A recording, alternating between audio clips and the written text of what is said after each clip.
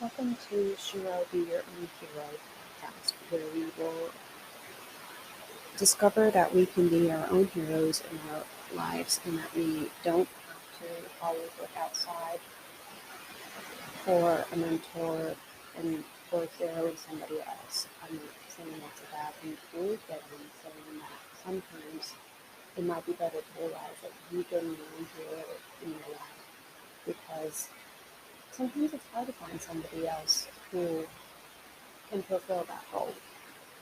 And it's also can be very uplifting for you to realize, oh, I've been able to be a hero for myself by loving this unfortunate traumatic event that I went through, whether it was sexual abuse or losing a loved one or losing a friend or having a relationship end or losing your job, that you were able to rise above that incident and be able to strengthen you and to destroy you with your container. And, speaking from personal experience, I've definitely have had some of those experiences in my life. And I have chosen to let them strengthen me. And yes, there have been times where they've broken me down and made it harder for me to live because I've been depressed or I've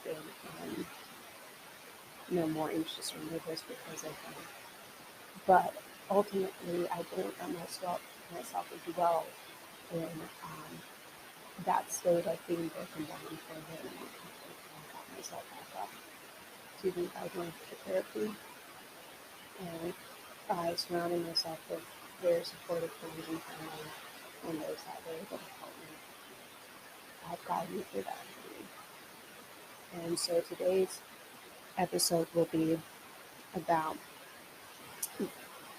the general view of personal things that I've gone through that I consider I've been a hero in my life. And then the next episode will be going into more detail of some of those events and breaking them down into how they have affected and changed my life, and how they have impacted me more today than how they impacted me when I first disclosed about them and when I was first healing from them. Healing was an ongoing process, it doesn't end, unfortunately.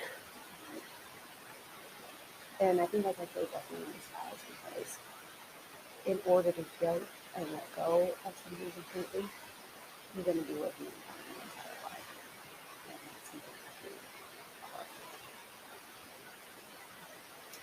Oh, and also I will want to interview others who have gone through similar experiences, like I mentioned in the beginning of this introduction.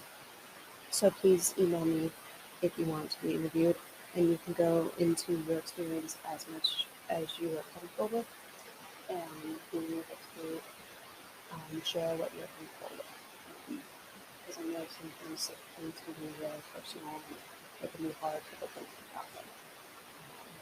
So I will leave my email in the podcast description for you if you are interested. Hello, happy Friday. So today's episode will be about NLD and radical acceptance. So before I begin, I want to let you know that I'll be talking about some topics that might be a little triggering for you if you've ever experienced sexual abuse or know somebody who has, or if you're trying to radically accept something in your life that you know is never going to change because of how basically of how that person responded to it, and that they responded in most likely in the way that you didn't think they were going to respond, and that their thinking about it is most likely never going to change. So the situation is going to stay the same, and you have to radically accept that fact. So Have you ever had to accept that things won't change even though you want them to? I know that people will have to radically accept different things in their life. For me, it was my sexual abuse disclosure in my family. I have had to do this many times in my life because of my family taking sides after I disclosed the sexual abuse I had. It was hard in the beginning because my extended family was taking sides and not responding in the way I thought they would. My immediate family, close friends, and some of my extended family members believed me and my story, but the majority didn't. They took my cousin's side and believed his story. Even worse, they thought I was to blame for some of it and had some fault in it. I didn't know what he was doing at all until my mom told me after I disclosed it. I knew it was wrong when I got older, and he said not to tell anyone because we would both get into trouble. And he didn't say that until I asked him, actually, the night before I told my mom, because at that point I had had enough and I was wondering what to do to stop it. And I knew that once he said that it definitely was wrong, and that I was the only one who was going to stop him, because in reality, um, I didn't get in trouble at all. He did.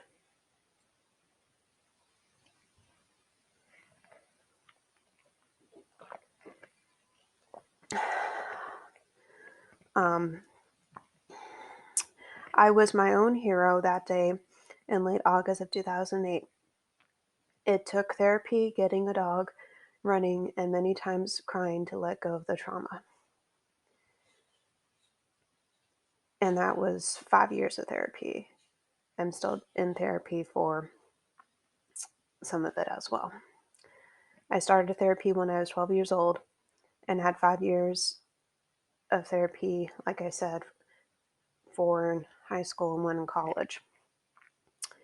As a result of therapy, I've learned many things, like how to lucid dream so I could stop my nightmares and triggers that I had back then. I had 2 more years of therapy during the pandemic. These years were for NLD, for the con artist experience, and some of the trauma that is still left over in my life as triggers. I also am still working on accepting the changes to my family and life. Because I've had no contact with my family, with my extended family, the perpetrator's family, since the disclosure, I haven't been able to watch my young cousins grow up. I'm also not close to my extended family. There have been no discussion of it for 14 years. It's like there's a big elephant in the family. It is hard to accept that you will never see a part of your family because of this, and it won't change for the rest of your life. It is also hard when other people in your life are close to their extended family and you know you aren't. And even worse when you know it won't change. Even if someone said sorry now, it wouldn't make even the slightest difference. It would be too late to make a difference. I would like it very much to tell my cousin a little bit about the hell he put my family through for about 5 years, but it wouldn't make a difference in the family because I don't think they would change their views.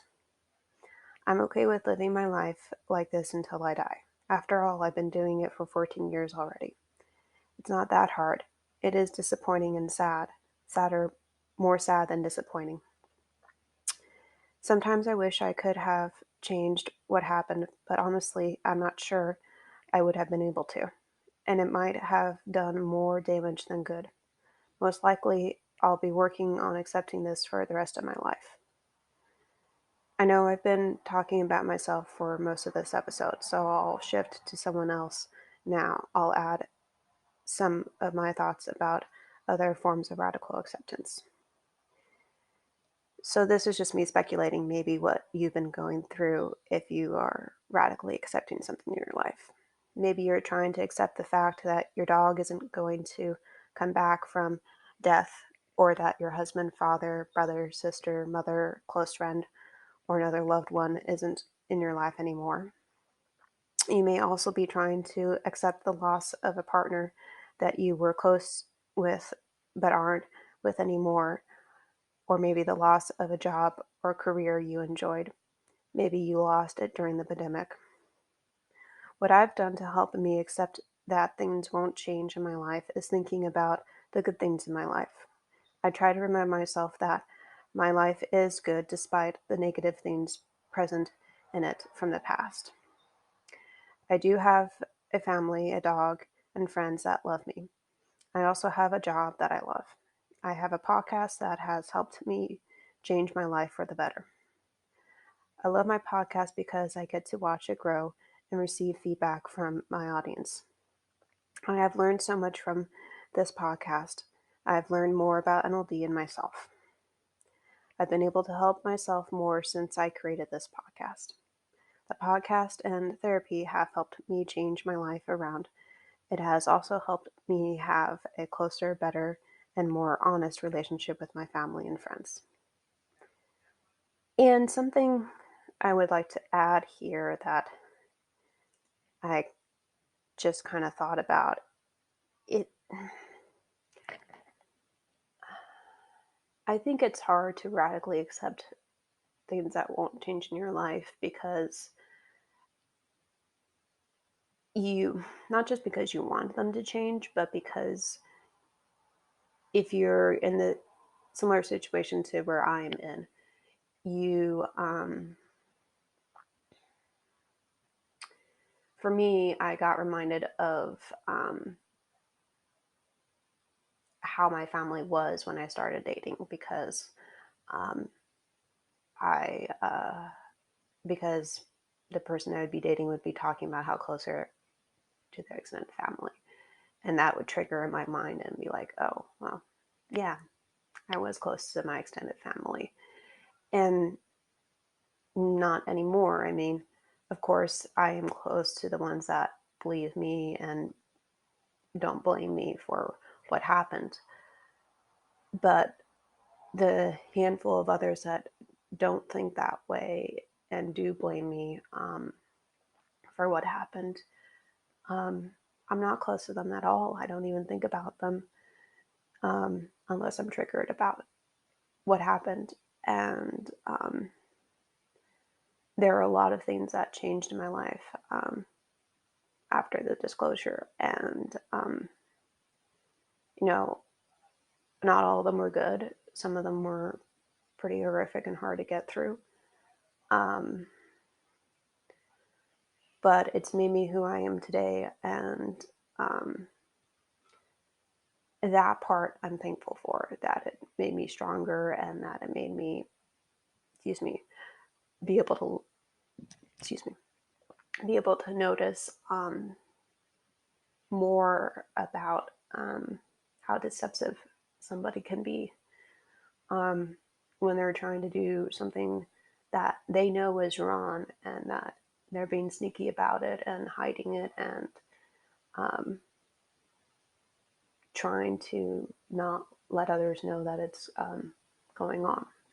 Um, it's like they're putting it behind a veil almost. And anyway, what I'm trying to say here is that it's good to realize what is triggering in your life for that bad thing that might have a negative thing that might have happened in your past, and to realize what is triggering the radical acceptance. Um, and for me, yeah, it definitely, dating is part of it, and just, some piece of it is, whenever wrap up today, I want you to try to think about something that you have that you would radically accept in your life, that um, how you can try to radically accept something negative in your life. Maybe the solution for you will be to try to remember the good things in your life, as I do.